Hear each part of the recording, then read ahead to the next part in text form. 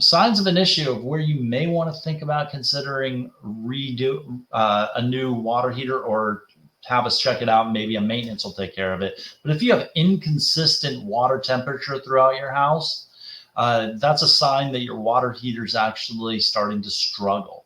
So if it's going hot and cold and hot and cold, your water heater may actually be having trouble keeping consistent water temperature. Any discolored water color, low pressure on water lines, leaks, things like that. When you walk out to your water heater, if you hear gurgling or it sounds like rocks are being churned up inside, that's because they are. That's the calcium and other debris that has settled and solidified. And now it's kind of becoming rocks, and they're breaking up. And as the water's boiling, it's pushing these things around inside the water heater.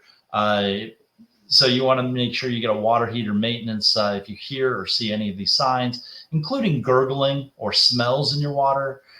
If the pilot light keeps going out, that could be a sign of a gas problem, inconsistent gas flow through the meter and gas valve.